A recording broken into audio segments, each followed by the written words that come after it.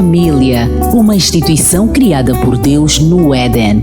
O Mais Família reconhece esse princípio e vem para orientá-lo a valorizar o que Deus instituiu. Está a começar o programa Mais Família.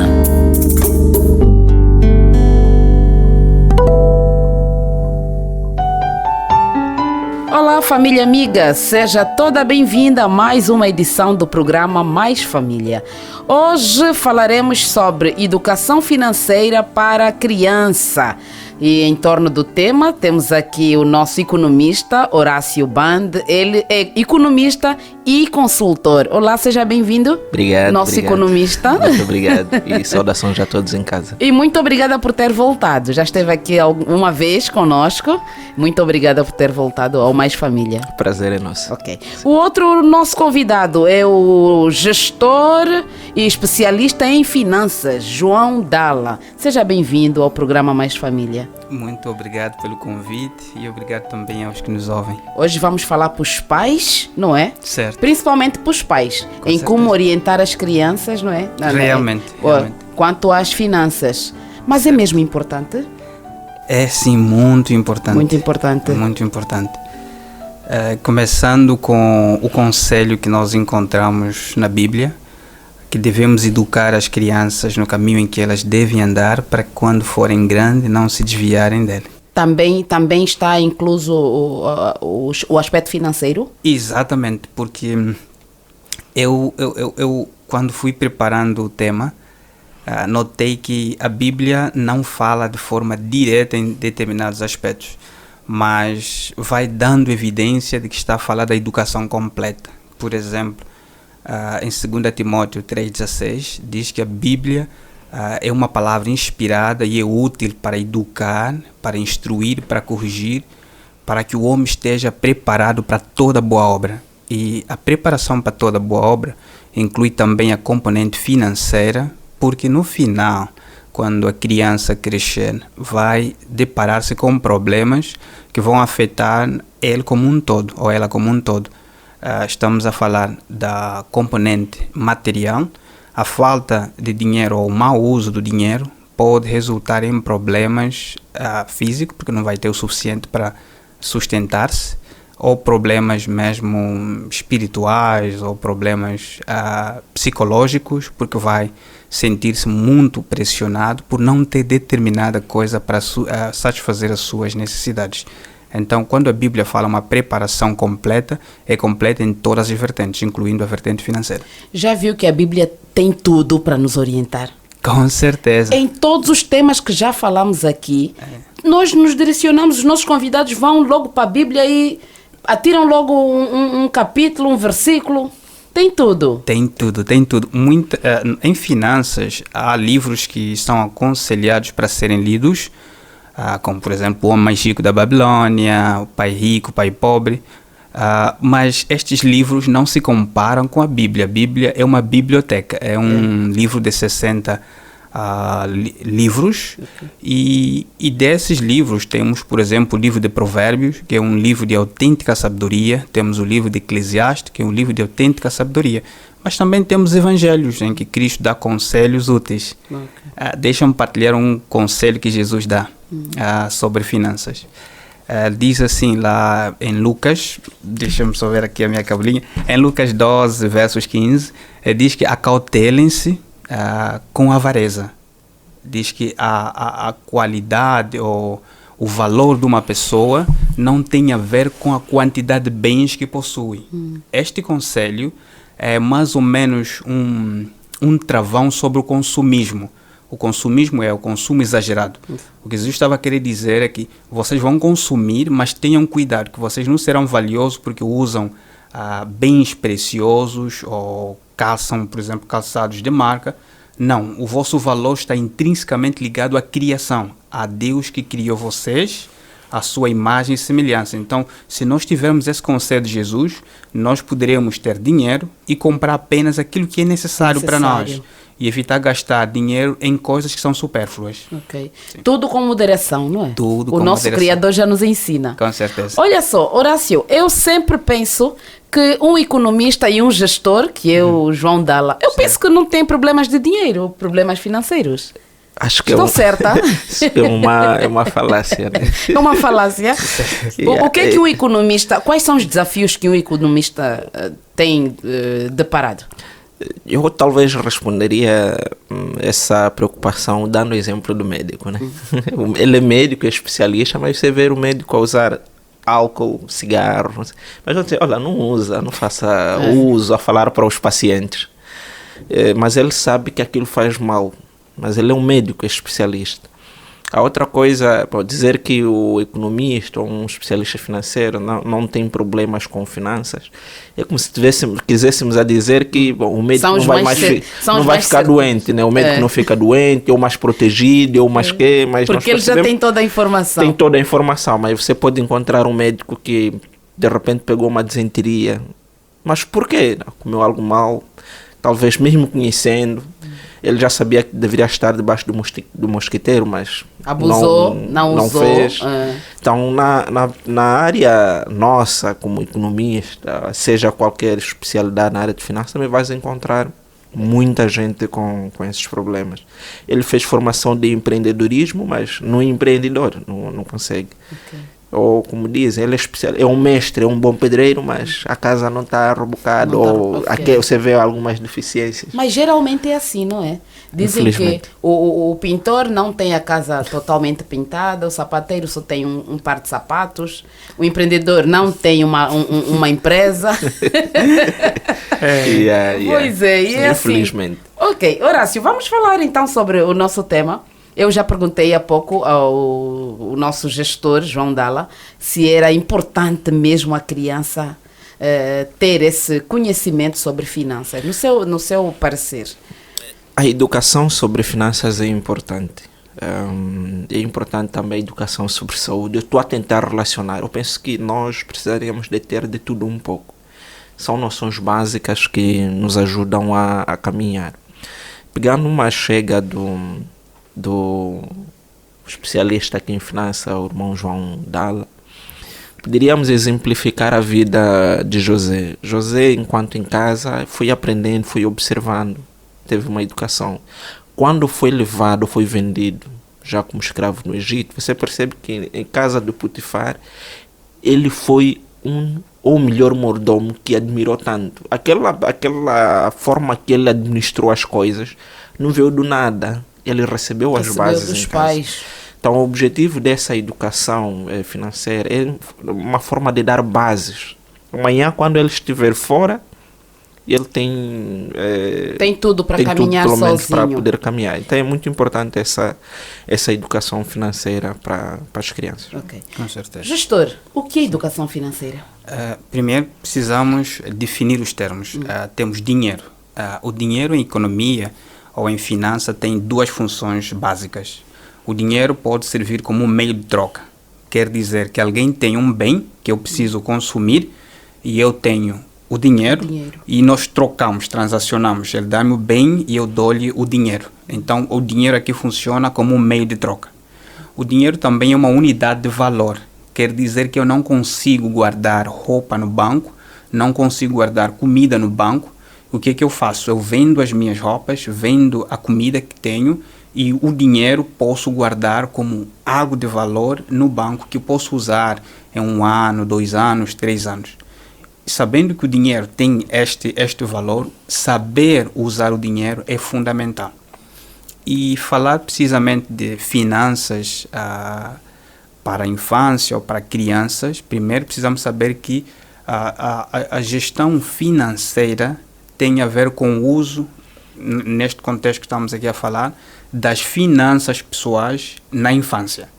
Ou seja, precisamos ensinar a criança como ganhar dinheiro, como guardar dinheiro, como gastar dinheiro e como doar.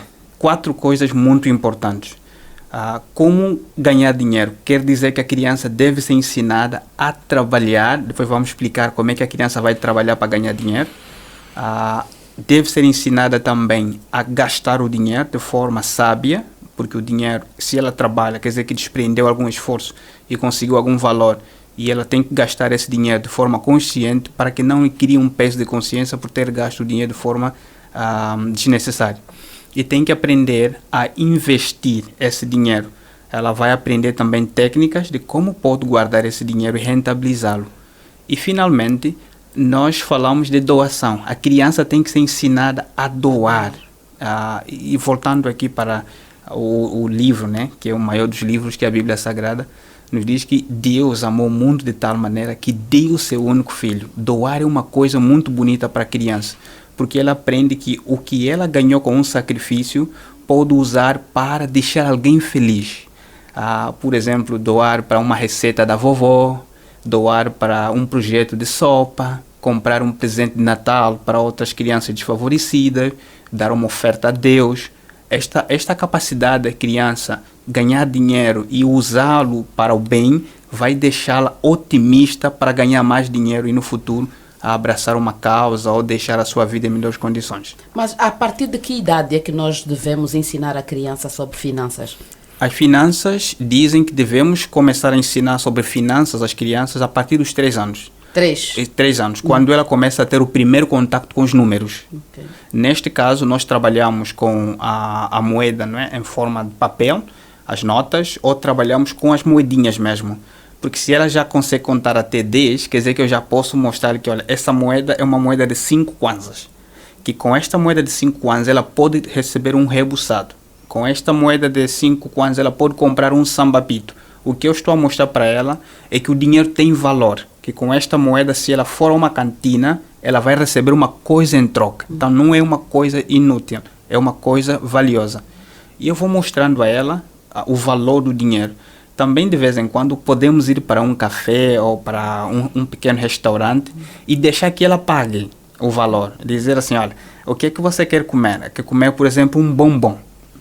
Ela tira o bombom e nós deixamos que ela pague com valor. Okay. E ela vai entender que o dinheiro tem um valor, porque quando ela paga, ela mostra que deu um papel que aos seus olhos era inútil, mas recebeu uma coisa valiosa. Então entende que o valor do bombom é o valor daquela moedinha que ela entregou, ou o valor daquela nota que ela entregou. A partir dos 3 anos já começamos a educar financeiramente como a criança começa a lidar com o dinheiro. Infelizmente, nós não tivemos essa educação. Daí a dificuldade que nós temos em conhecer o valor do dinheiro. Eu até já queria observar um pouquinho, porque há alguns anos havia muito esse cuidado em não deixar a criança pegar uma nota, não é? Porque, segundo os mais velhos diziam, não, senão daqui a algum tempo vai começar a mexer, vai ter vícios. Vai ter vícios, vai começar mesmo a furtar, não é? Sim. Encontrar um valorzinho em casa e levar para onde quer que ela queira ir e gastar aquele dinheiro assim desnecessariamente. Exatamente, porque nós temos mitos sobre dinheiro. Os mitos fazem com que as crianças tenham horror por dinheiro. Mitos como o dinheiro nem tudo, o dinheiro não resolve problemas, o dinheiro não cai das árvores, não devemos amar o dinheiro, mitos como ter muito dinheiro é pecado. Ter muito dinheiro é pecado. E deixamos a criança começar a pensar nisso, pensar nestas coisas. Então ela começa a dizer assim, não é necessário você ter dinheiro, porque o dinheiro não vai resolver tudo. A verdade é que o dinheiro não é tudo, né? O dinheiro não é tudo, mas a sua presença evita certos problemas. O que a Bíblia, por exemplo, condena é o amor ao dinheiro. O dinheiro deve ser visto como um meio para resolver problemas. E não devemos amar o dinheiro. Eu amo as pessoas, como eu amo a vovó. Se eu tiver dinheiro, então posso comprar um presentinho para a vovó.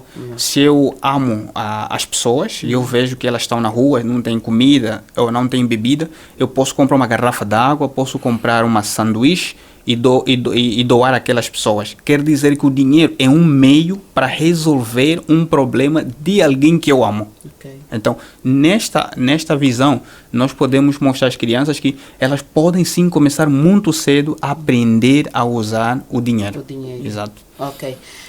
Economista, tá ali descansado, não é? O nosso gestor João Dalla falou um pouquinho sobre algo muito importante que a criança deve experimentar quando vai em algum lugar, assim, quer comprar um bombom ou alguma coisinha, não é? Ela deve mesmo tirar, depois ir lá pagar e tudo mais. Em casa, como é que é? Há um mito também sobre os economistas. Há um mito, conhece? Eu prefiro... O economista não larga. Eu queria só adicionar já algo nos comentários do nosso irmão. Eu entendo que a educação financeira, claro, temos aquela referência dos 3 anos de idade, que também alguns especialistas ficam ainda um pouco discutindo, mas a educação financeira para as crianças começa muitos anos antes das crianças nascerem. Okay. O que eu quero aqui trazer, e levanta a minha réplica de um especialista, acho que foi brasileiro, quantos anos tens de começar a educar a criança? E ela, no fim, replicou disso, 50 anos antes da mãe nascer. Ou seja, antes da criança nascer. Okay. Se os pais não tiverem essa amabilidade, esta educação financeira, como usar, como gerir, como quer, teoricamente ou na prática, o que as crianças vão aprender é o estilo de vida dos pais. A mãe é consumista, os pais são consumistas, não sabem cuidar, não gostam de trabalhar. Por mais que você mostre ao filho que esse aqui tem valor, eles vão beber mais daquilo que você faz do que aquilo que você está querendo mostrar. Daí aquelas tendências que a criança começou a aprender que esse tem valor e depois começou a mexer. Porque ele está a ver tudo. Então, a educação dos pais é muito importante. Como base principal para orientar as crianças nessa matéria. Okay. A outra nota é claro, com os 3 anos, em princípio, a única coisa, ou a tendência, ou a forma, aquilo que nós passamos, é ajudar as crianças a perceber que isso tem valor, conforme já fez menção. Porque nessa idade as crianças não sabem 1 mais 1, nem 2, nem nada. Com 3, 4 anos, 5, 3, 4 anos, o máximo, por isso é que você quando pega uma nota de... você pode pegar $100 e pega uma moeda de 10 kwanza, como ele está acostumado a ver daqui, ele vai preferir 10 kwanza. Então, o principal objetivo é mostrar às crianças, olha, isso tem valor. E nós usamos para um propósito. Nesses primeiros anos. E à medida que ele vai aprendendo matemática e não só subtrair, ele vamos aí adicionando outras ferramentas que é de gestão. Agora, terminando com a questão que os economistas... do mito, não é? Que os economistas não largam, nem um pouco. Como a expressão já disse mesmo, é mito.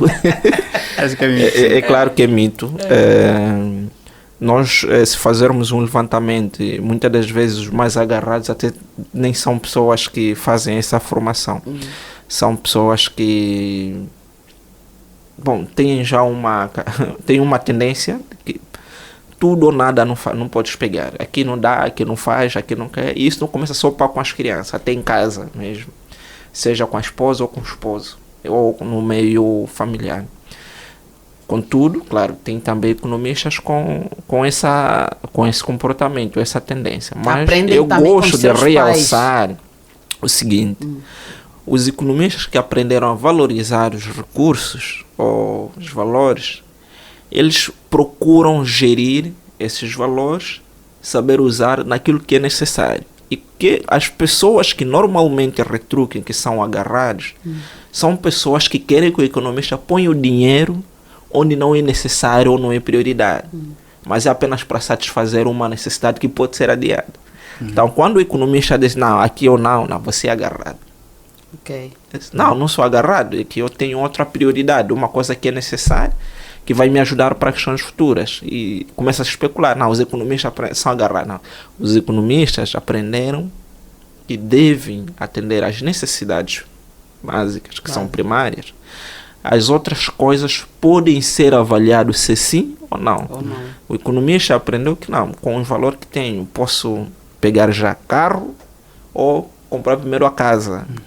O que vai me dar mais sustentabilidade? Então, e ali começa já aquele... Então, quer dizer que em casa as crianças têm ido mesmo com o papai e a mamãe para a loja, também fazem o pagamento e tudo. Para nós, por exemplo... O papá não fica... Não gasta muito. Para nós, por exemplo, nós não vamos com eles todas as vezes, mas das vezes que temos usado, das vezes que nós fomos com eles, e foi uma forma educativa, porque nós estávamos em casa, estavam a querer mexer tudo. Não, nem assim. Essas coisas requerem um esforço, requer trabalho, e vamos fazer compras. Quando fossem fazer as compras, eles estavam a pegar as coisas mais caras. Disse que não, nem assim. No mercado, você deve procurar comparar os produtos, ver aquilo mais acessível e com qualidade. E hoje, eu quando vou com eles na loja, eles têm tendência de procurar. Esse aqui está mais barato. Sim, agora estamos na fase de identificar. Aí aparece uma outra senhora e diz que o pai é economista. Entende? Então, o pai é economista e a criança está com muitos cuidados. Sim, o objetivo de mostrar é que na hora de comprar, deves procurar comparar os produtos. Mas hoje estamos assim. A gente vai para um supermercado e notamos que naquele lugar onde haviam produtos mais baratos, encontramos um vazio. Um vazio. Sim. As pessoas já estão mesmo nessa de o lado bom da crise. O lado bom da crise. Nós estamos a aprender a gerir nos bem. Ensinam sempre lições positivas. Nos ensinam. Pois, há mais alguma coisa para crescer? Não, eu queria acrescentar um pouco ao que o irmão Horácio está a dizer. Isto é verdade porque se olharmos para a cultura africana e para a cultura dos judeus, não há muita diferença. Os africanos, aqueles que vivem, por exemplo, em comunidade ou nas aldeias, elas começam a educar a criança não sobre o valor financeiro, mas sobre o valor do trabalho muito cedo. Nós não vamos encontrar crianças de 5 anos para 10 no bairro. Se levantam à mesma hora que os pais, matabicham e vão todos para a lavra. E lá mesmo na lavra, as crianças já aprendem a cuidar de pequenas tarefas, por exemplo, recolher as ervas daninhas, a juntar o capim para ser queimado, a levar a semente para que a mãe deposite a semente na terra. Isto é uma educação do trabalho. Por isso é que quando elas atingem 12 anos, já têm hábito de levantarem-se cedo e irem diretamente para a lavra.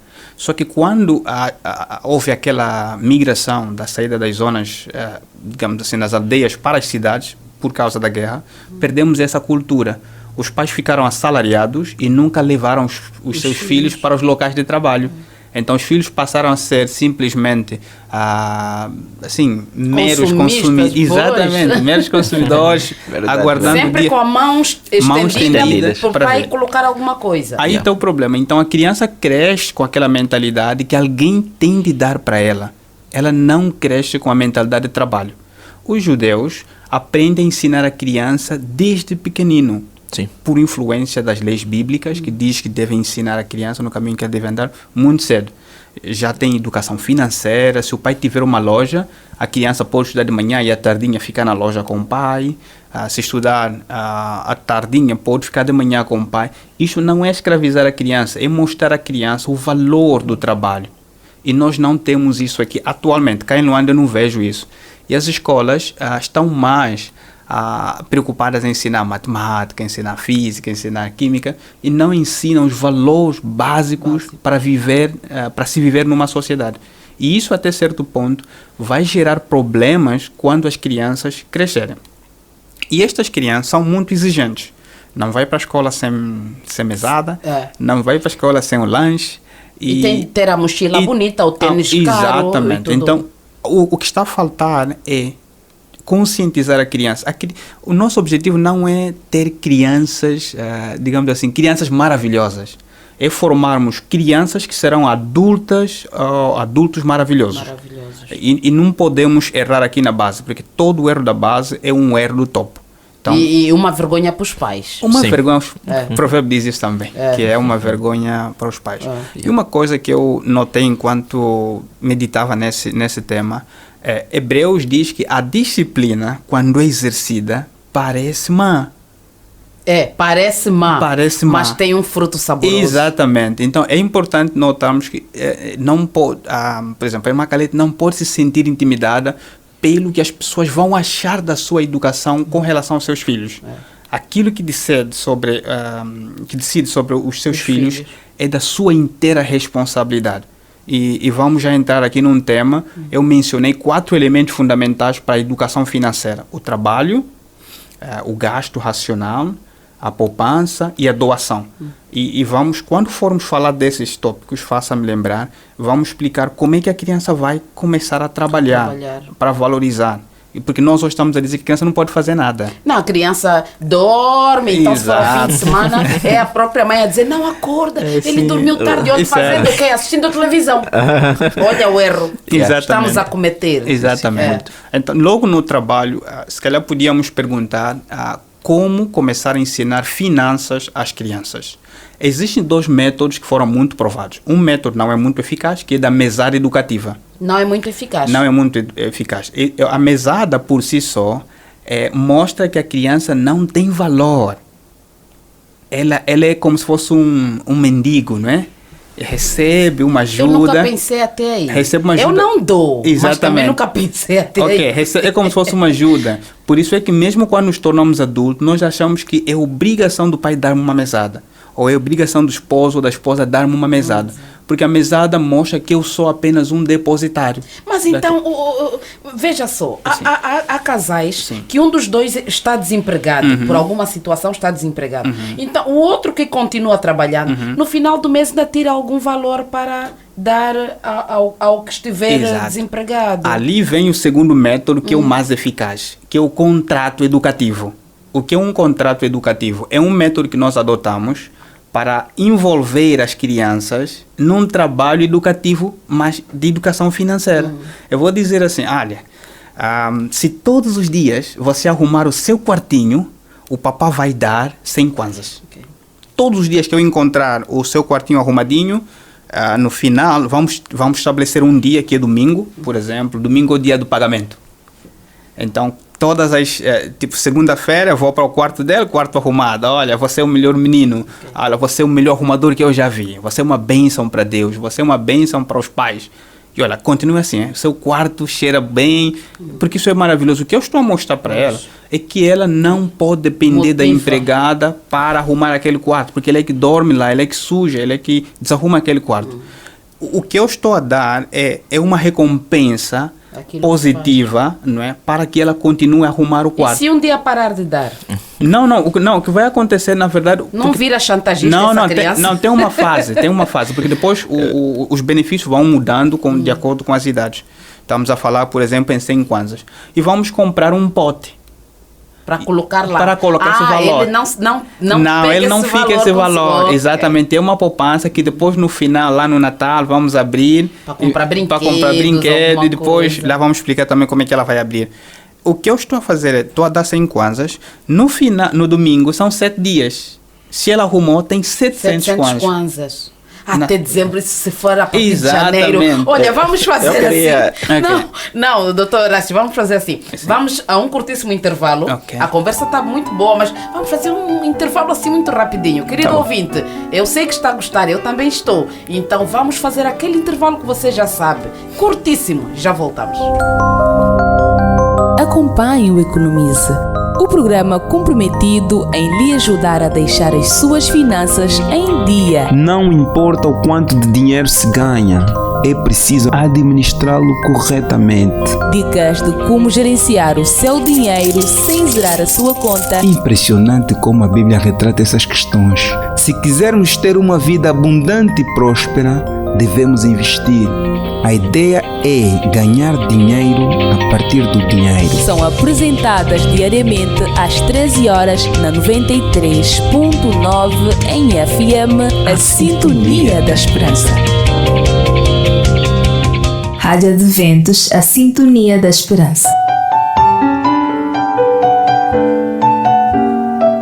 Olá, querido ouvinte, já estamos de volta. Olha, viu? Nós temos em conta o seu tempo, é precioso também, por isso nós não nos demoramos no intervalo. Olha, se só agora sintonizou, hoje estamos a falar sobre educação financeira para crianças. É muito importante aprendermos e sintonizou agora, sinto muito, né? Já o nosso gestor João Dalla, ele também é especialista em finanças, falou muita coisa boa. O nosso consultor, ele é economista e consultor, Horácio Bande também. Então, olha, não fique triste, há reposição para esse programa e depois pode ir no YouTube, vai encontrar também, que nós colocamos lá, tá bem, querido ouvinte? Então nós aqui vamos continuar e fique ali até o final. Nós também vamos falando e nem vai dar conta do tempo a passar, tá bem? Continue ali. Ok. Antes do intervalo, o Horácio Bande queria dizer alguma coisa? Sim. Eu queria dizer que, bom, na verdade existem mesmo correntes sobre a questão da mesada, uns que concordam e outros que não. Contudo, eu precisava realçar algumas vantagens que muitas correntes, a maioria dos especialistas defende, na verdade, a questão da mesada. Né? Tem também as suas vantagens, que é importante que seja realçada aqui. E em casa as pessoas podem discutir. Eu gosto de falar assim, a educação financeira, a educação da criança, é necessário que você observe um pouco as tendências daquilo que é teu filho ou tua filha e procurares contextualizar ou enquadrar melhor. Aqueles que defendem a questão da mesada, eles têm como pressuposto que a criança precisa aprender a organizar, a poupar também, e ele próprio também fazer parte de projetos que é de doar e adquirir algumas coisas que são necessárias. À medida que você vai dando essa mesada, você vai dizer, olha, tem X, você não deve dar muito para que ele veja, não, tem muito, vai começar gastando e ficar consumista, mas deve dar um valor razoável, não para tudo, nem para nada. E eles vão indo fazendo esse uso, né, em função das necessidades prioritárias. Mas algumas responsabilidades. Vai cair sempre no pote? Algumas responsabilidades do pai ou dos pais vão começar a ser retiradas. Por exemplo, olha, eu compro a pasta de dente para o filho. A partir daqui, a pasta de dente é tua responsabilidade. E reduzindo uma nota, isso deve-se ter em conta a idade. Okay? Então, a partir não é de com idade? 3 anos que você vai dar amizade. Não, com 3 se calhar vamos pôr aquela 4, experiência do 100, 100, com 100. 5, Exatamente. coisa. Alguns defendem a partir dos 5, já sabe fazer algumas somas, outros defendem os 7. Aos 7 anos tem a maior parte dos especialistas que defendem a partir dos 7 anos, enquanto nos anos anteriores vais passando algumas experiências para dar. E eles vão usando. Por exemplo, você recebeu, tem aqui, sabes que deve dar oferta, deves devolver o dízimo, deves fazer uma poupança, sabes que não tens a pasta de dente, sabes que não tens aquilo e vais indo fazendo. Os que criticam esse pensamento dizem que não, ele vai se tornar alguém que só recebe, pensa que o dinheiro só cai. Contudo, os outros rebatem que não, essa educação financeira, a poupar e a fazer, vai discipliná-lo amanhã, quando estiver sozinho, a saber a gerir os recursos que tem. Tem essas vantagens, tem aquela sinalização. A questão de ensinar a criança ou ter a forma de recompensa, arrumou ou fez um trabalho, ele paga, fez um trabalho, também tem seus riscos, que é necessário também deixar aqui assim claro. Quais são? Tem essa vantagem, tem o risco, a criança pensa que a obrigação dele deve ser paga. E muitos especialistas, por exemplo, vão contra essa corrente. O filho deve saber que a obrigação dele é arrumar a cama, lavar a louça, fazer aqueles trabalhos. Ele não está fazendo um favor aos pais. É mesmo a obrigação dele. Independentemente se ele vai para a escola, se vai fazer o quê. Aquilo é obrigação. Ele está aí, está fazendo, arruma a cama, filho. Não, senão não vou te dar dinheiro. Não, você deve arrumar a cama, deves lavar a louça, deves fazer isso. Os que vão contra essa corrente têm esse pressuposto. Um diz, não, é uma forma dele, deve ganhar. Os outros levantam a dizer que não, ele pode criar outras formas de instruir a criança de como ganhar valores.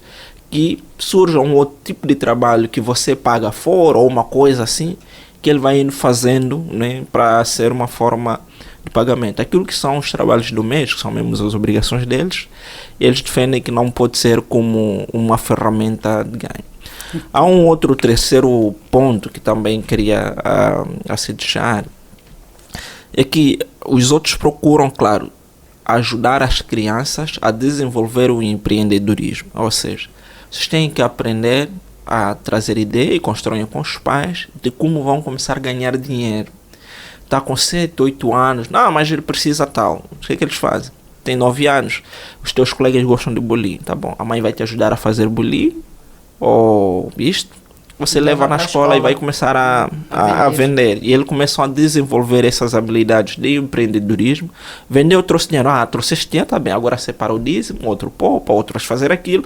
E você sabe como vai atender às suas necessidades prioritárias. Por que eu trouxe essas correntes? É para não limitar a visão, não é? Das pessoas que nos ouvem e saberem filtrar. Cada um do outro lado tem seus riscos. O ideal é saber pôr os carris ou os seus filhos nos carris certos. Não é tão negativo dar mesada como não é tão positivo. Há crianças, principalmente se já vem dando mesada, já desenvolveu a tendência consumista. Para um filho que já é consumista, por exemplo, tem que já estar a lhe dar mesada, já está a comprar coisas que o pai proíbe em comprar. Uma criança de 7 anos está a comprar Buster, porque bebida energética, para quê? Para quê? Não, é dinheiro, tem que sair com os amigos, tem que comprar outras coisas. Não, alguma coisa está mal. É preciso assentar, rever o que é que está mal. Mas há crianças que começaram a desenvolver já num princípio de disciplina. A educação foi dando mais sério e vai indo dando. Porque com a amizade vai ensinar, não, agora aplica isso no banco, ele também pode fazer a poupança no banco, pode que em função da idade que vai tendo.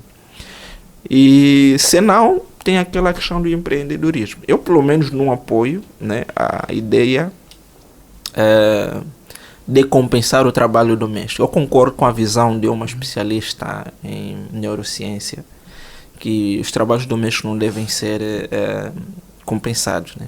Como sendo mesmo uma obrigação. Ok. Eu queria apenas reforçar aqui a ideia. Primeiro que temos fases, né? De 3 até 7 anos, a mesada não faz sentido para uma criança. Porque é como se estivesse a ganhar dinheiro do nada e não pode consumi-lo agora porque tem 3 anos, não vai fazer nada com aquele dinheiro. O contrato de trabalho é uma corrente muito defendida, por exemplo, nos Estados Unidos, que os pais devem mostrar nas crianças que o trabalho é recompensado. Porque quando nós terminamos a formação acadêmica, nós somos pagos pelo trabalho. Se eu for trabalhar, eu recebo um salário. Se eu faltar, o que acontece comigo lá no trabalho? Desconta. Então, essa imagem é colocada logo lá na primeira infância, na criança, e depois também vamos falar dos 7 até mais ou menos os 12 anos, como é que isso vai mudar, com o contrato de trabalho. Não é que o pai está a pagar para a criança fazer o trabalho. O que o pai está a mostrar à criança é que fazendo aquele trabalho, ela tem uma recompensa, não é? Uma gratificante. Ainda que ela não fizer o trabalho, o pai vai fazer, ou a empregada vai fazer. Então, ela não, ou seja, não é diminuída, não é acrescentada. O pai está simplesmente mostrando uma educação, que amanhã ela aprende que, olha, mesmo arrumando quartos, pode-se fazer dinheiro. Mesmo, por exemplo, limpando os sapatos do papá, pode fazer dinheiro. Mesmo, por exemplo, quando cresce de 12 para frente, pode, por exemplo, o pai paga para lavar um carro. O pai paga, por exemplo, 2.000 kwanzas. E o filho está sempre a pedir dinheiro ao pai. Pai, eu preciso comprar algumas bolachas, eu preciso comprar alguns chocolates. O que a finança diz, por que não entrar num contrato educativo com a criança? Diz assim, olha, o pai gasta, por exemplo, X para lavar a bicicleta. Se tu lavares essa bicicleta, uma parte daquele valor que eu pago será seu. E você pode usá-lo para as suas despesas. Esta visão é muito boa, até porque também tem especialistas em finanças no mundo cristão que já estão a implementar a visão do contrato social. É o contrato educativo. O contrato educativo usa comissões. O que é uma comissão? Eu faço uma coisa e eu recebo uma recompensa para aquilo. A mesada, para a questão de gestão de finanças pessoais, ela só começa a ter sentido quando a criança tem noção de quanto é que ela precisa, quanto é que ela gasta, e o pai dá aquele valor e o pai tem como controlar o valor no final do mês. Mas para uma criança, ela não sabe quanto é que precisa no final do mês para fazer as suas compras. Então, o que nós queremos é simplesmente recompensá-lo, dizer assim, olha, nós temos aqui um porquinho, né, uma espécie de um vaso, onde cada dia que o pai der 5 anos, vamos colocar aqui. E eu pergunto, ou antes mesmo de entrar nesse contrato, nós podemos perguntar à criança, se tivesses dinheiro, o que é que farias com o dinheiro? Eu ajudaria os pobres. Muito bom, mas quem mais ajudaria? A vovó. Daria uma ofertinha ou comprava um presente de Natal. Então nós criamos esse contrato e se você puder terminar isso e fazer algum valor no final do ano, nós poderíamos comprar. Note que até mesmo para gastar o dinheiro, a criança não vai sozinha. No final, lá por exemplo, dia 20 de dezembro, a família toda senta, vamos convidar a vovó, vamos convidar os tios, vamos convidar os irmãos e dizer assim, olha, a Paulinha fez um trabalho excelente. Sabiam que a Paulinha andou a arrumar o quartinho dela? E cada dia nós tirávamos fotos. É um quarto que sempre esteve arrumado.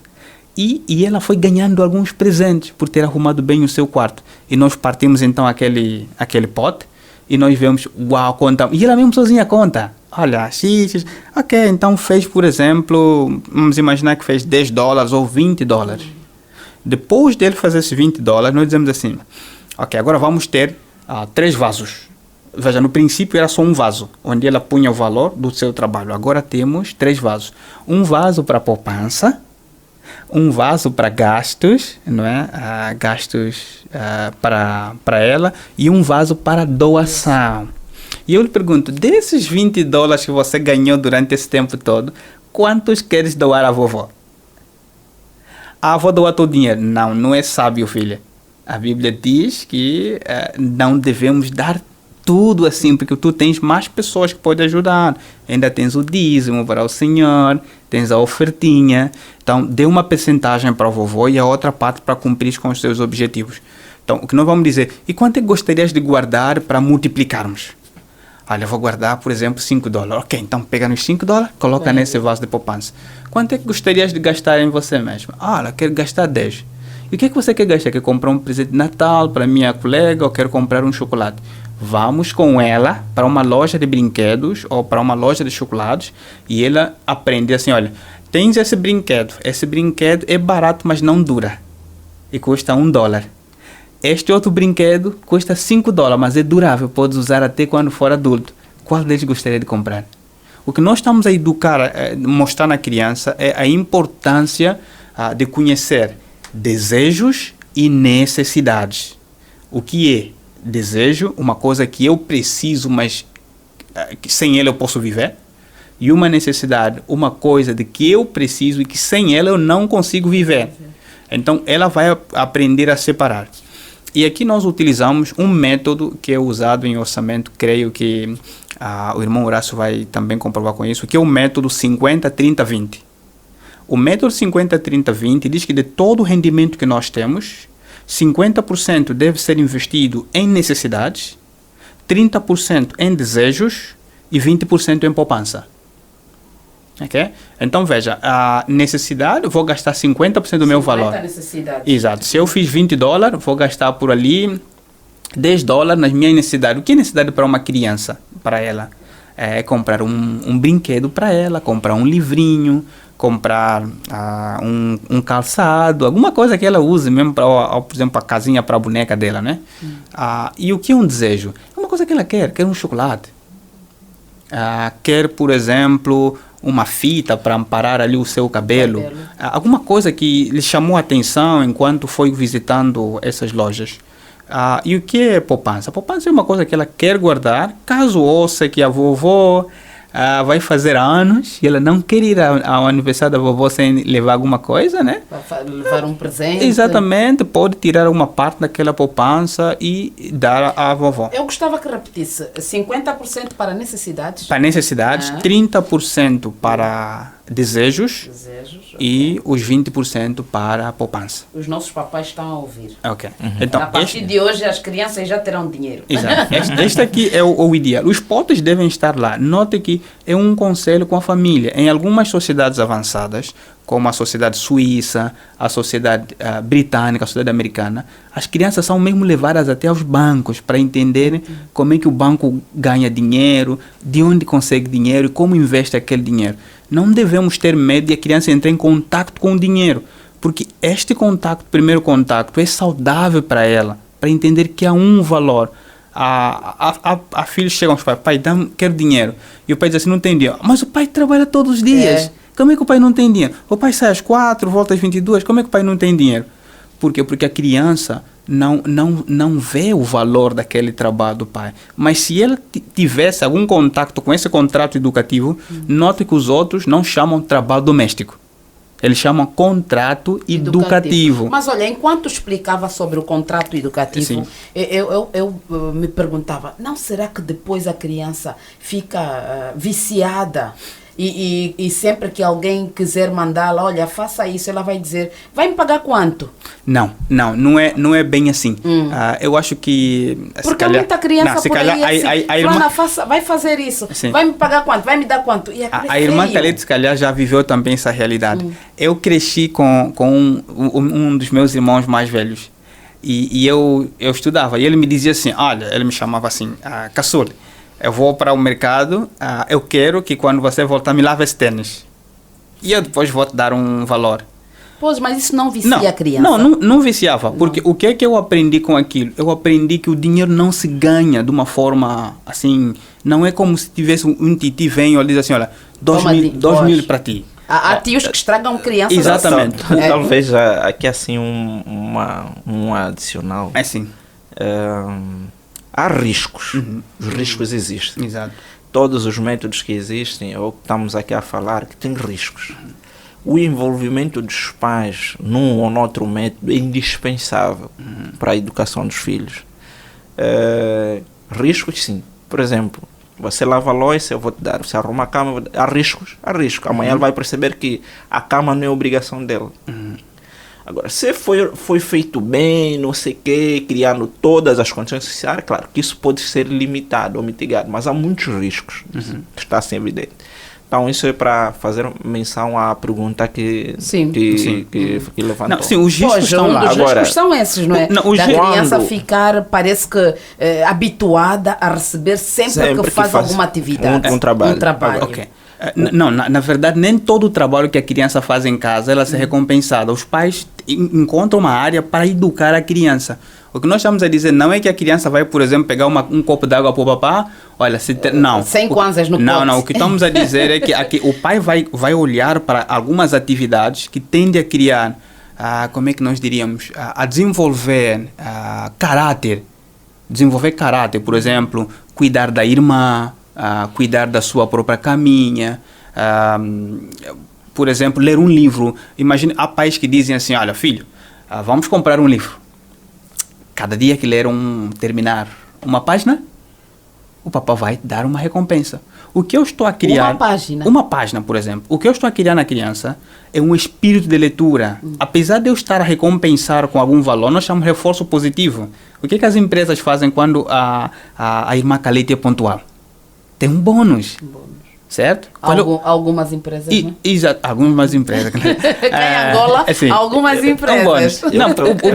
O bônus pode ser simbólico, no sentido de que, por exemplo, no final do ano, um certificado de mérito a trabalhadora mais pontual do ano. E isso também agrega valor ao seu currículo. É a mesma coisa que acontece na primeira infância. Nós devemos dar reforços positivos para comportamentos que desenvolvam caráter. Não tem a ver com comprar a consciência da criança. Há muito trabalho que se faz em casa que não é recompensado de forma educativa. Mas aquilo que eu acho que vai prepará-la para os desafios futuros, eu sim devo recompensar. E note, também nós não recompensamos com valores avultados. São valores simbólicos. Para os que usam moeda em dólar, usam às vezes $1. É simplesmente porque no final do ano a criança não tem como, por exemplo, $200, $300. Não. Tem algum valor. O que é que nós estamos a criar na mente da criança? Educação financeira. Nós crescemos, se a irmã Calete for vendo, por exemplo, as famílias estão desestruturadas. Por quê? Porque às vezes há cônjuges que decide mesmo que, olha, é obrigação do outro ou da outra dar-lhe mesada para cuidar de si. Mas também não aceita levar a criança para a creche. Quer ainda que temos que ter um motorista para levar a criança na creche. Não quer pegar a criança na escolinha. Quer que haja um motorista. O que está acontecendo é o quê? Ela fica a ver televisão, fica a fazer das suas, e a outra pessoa é subcarregada para sustentá-la. Isso é uma realidade. Agora, vamos ver no nosso país. Vamos ver, por exemplo, o que acontecia nas aldeias. Depois vou já dar a palavra ao irmão Horácio. Nas aldeias, os pais levavam as crianças para ficar na lavra. entende? Para trazer a água, se o pai está muito só, diz, olha, traga aqui a água. Se tiver, olha, faça aquilo. A criança, se for no nosso tempo, estão a escravizar a criança. Está a escravizar. Violência. Levantou com a criança às 5 horas e voltou muito tarde com a criança, só a criança não vai desenvolver. Não, aquilo é desenvolvimento de caráter. Lá nas aldeias não precisamos dizer à criança que tem que trabalhar. Ela cresce com o trabalho no seu DNA por causa da experiência que os pais foram incutindo a ela. E vendo bem, esse pai descansa muito cedo. Aí com os 45, 50, o filho já avança. O filho avança e ele relaxa, ele torna-se o supervisor. E o filho mesmo, e até havia exemplos de, por exemplo, um dos progenitores desaparecer fisicamente e uma menina, por exemplo, de 16 anos com irmãos de 20, 30, ela estava ali, os irmãos diziam, tu não vais trabalhar mais pesado, mas fica ali a cuidar desse aspecto, porque ela foi educada para tal. Como é que nós vamos ter, por exemplo, um irmão maliano que está na cantina e depois o filho dele substitui a cantina? É porque o filho aprendeu a ver aquele trabalho como uma bênção. Se o filho fosse entrar em contato com a cantina só aos 20, aquilo seria um incômodo para ele, porque estava habituado só a receber. E mais, quer dizer que o pai está a castigar. E como as crianças não se envolvem com o trabalho, elas não são gratas com aquilo que os pais fazem. Então, o contrato educativo... Precisam conhecer, precisam passar para valorizar. Certo. Tem os seus porquês, né? Claro, o irmão Horácio falou muito bem, nada na vida é desprovido de riscos, né? Tem sempre riscos. Mas a recompensa no futuro é maior para esses pais que aprenderam a envolver as crianças em alguma atividade de trabalho, embora com alguma gratificação. Ok. Sim. Senhor economista? Já estamos mesmo no fim? Estamos mesmo já no fim. Tá bom, vou ver se tento sintetizar. Né? Para os pais que dão mesada, a nota que eu passo aqui é: não devem dar mesada e largar os filhos. Certo. Porque as mesadas que vocês entregam podem ser usadas para coisas impróprias e desenvolver o espírito consumista das crianças. E perceberem que as coisas só caem.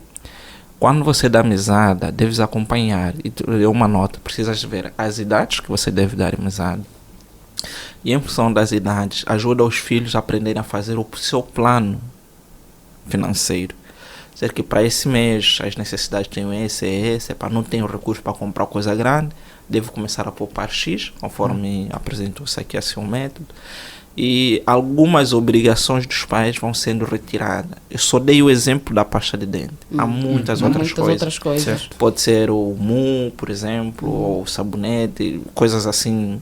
Gente, pode-se usar outra. A roupa íntima dele, ele pode ser, né? vai dizendo coisas e vai largando. Olha, a partir de agora você vai cuidar disso. Então, a mesada que o pai está a dar está num limite que ela atende às necessidades básicas. Os primárias, os tênis também pode ser. O lanche da escola. Também. Em função da idade, tênis pode ser já muito caro, vai implicar dar muito. Okay. Sim. Então ali já é o pai, aí tem de ser o pai. O lanche da escola, não precisas começar a ir pagar o lanche, mas já faz parte da amizade dele, vai retirando. Nós não pagamos o lanche na escola, mas você vai tendo. E vai fazendo acompanhamento. Pai, não, quero comprar tal, é muito caro. Tá bem, aquilo é caro, filho. Você sabe que você recebe X, deves poupar. Para daqui a X de tempo você conseguir comprar.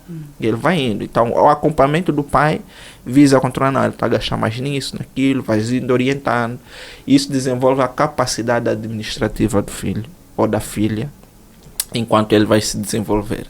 Tem os riscos. Normalmente as mesadas mal dadas, abandonadas, sem saber fazer a leitura, sem ser acompanhada, desenvolve muitas coisas negativas. Os filhos, que é o espírito consumista, ou entender que não basta ficar em casa, as coisas só caem. Nesses casos, a mesada não deve ser dada como recompensa, porque não vai ajudar o bom desenvolvimento dele. Ou seja, dar como penalização ou como uma recompensa. Então não deve oscilar, deve ser algo constante. O outro aspecto que eu queria também passar, já que estamos na reta final, é desenvolver o espírito empreendedor e bom. Mas não deve ser numa forma que a criança fica adulta antes do tempo. Deve saber a fase e o acompanhamento que o pai tem que dar, quando e como, nessas circunstâncias. Ajuda muito, ajuda.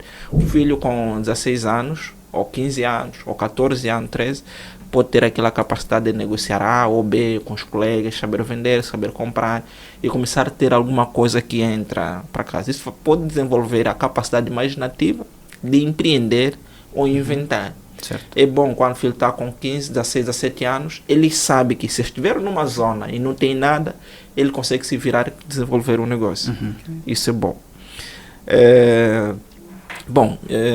Os outros métodos principais que existem os pais, o estilo de vida dos pais é fator primordial e fundamental e acima de tudo para a educação dos filhos. Imagina a criança diz, mas pai, você gosta muito de chegar, ficas muito simples, não andas muito assim que... Não, filho, eu posso ter dinheiro, mas o que vale é o que nós somos, não o que nós temos. O filho em casa, ou a filha, usa mal as coisas. Tá? Por exemplo, gostei de uma atitude da esposa em casa. Nós temos frutas, compramos frutas, pequeno almoço tem que sempre, não sei o quê. Mas havia um período que as crianças já na mesa comiam quase nada. Saíssem, dá uma volta, pegou mais fruta. Saiu, deu umas voltas, pegou mais fruta. Depois fruta já está lá mal comida no canto, ali, não sei o que, até tomar decisão drástica. Quem não comer na mesa já não vai comer, porque aquilo não é desperdício. Estás a desenvolver a capacidade nas crianças de gerir aquilo que nós temos. Exato. Amanhã ele vai aprender que não, as coisas não são gastas assim, ou consumidas de forma desnecessária. Felizmente tem resultado conosco. Hoje você chega em casa, as crianças sabem que não deve só dar uma dentada e abandonar a comida, sabe que não deve comer a fruta ou qualquer outra comida a qualquer hora do dia, sabe que tem horas próprias que deve estar, qual que não deve estar e organizar. Então essa visão é porque os pais estão a acompanhar então certo. Ajuda. E ele vai ver que aquilo que os pais estão a falar é compatível com aquilo que eles fazem. Tem de haver coerência. Tem que ter coerência. Isso também ajuda muito. Outra nota, nem todos os filhos vão ser empreendedores. E eu pegaria, chega que o Mandala estava aqui a apresentar. Normalmente, os filhos basicamente seguem aquilo que os pais são. Os pais não são empreendedores, dificilmente os filhos desenvolvem. Os pais são médicos, são missionários, são quê? Esse ambiente influencia muito a visão dos filhos futuros. Com certeza. Então, se ele não sabe fazer negócio, isso não é problema. Nós podemos ajudar a ver as tendências dele, as vontades dele e ajudá-lo a se envolver naquilo que é a tendência. Pode ser que quer ser médico, quer ser um grande professor de matemática, quer ser um grande professor de história, quer ser Então nós vamos tentar combinar isso. E até na nossa sociedade nem todo mundo tem que empreender, nem todo mundo tem que ter empresa, porque a sociedade não caminha. Então é essa nota para não pensarmos que meu filho não sabe fazer negócio, já está tudo perdido. Não está. É preguiçoso. Não necessariamente. Pode ser que até o filho tem mais valores para artes. Sim. Então ajuda a desenvolver essa capacidade e com a arte você pode ter negócio.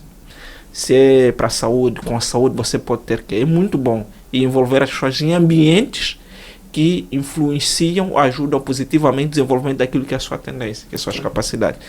Tendo para não... Pois, o nosso tempo já foi, então João Dalla, meio minuto. Sim, na verdade o que nós falamos aqui é criar na criança o caráter sobre como manusear o seu dinheiro. Porque quando ela crescer, ela vai mesmo entrar em contato com o dinheiro, vai trabalhar e vai ter dinheiro. Hoje em dia costuma-se dizer que as pessoas não têm problemas de falta de dinheiro, tem também usar o dinheiro. Ganhamos muito, mas falta-nos sempre. Por quê? Porque nós não aprendemos a ver o que é desejo e o que é necessidade. E segundo, porque quando éramos mais novos, quando éramos crianças, fomos habituados a ter tudo que nós queríamos.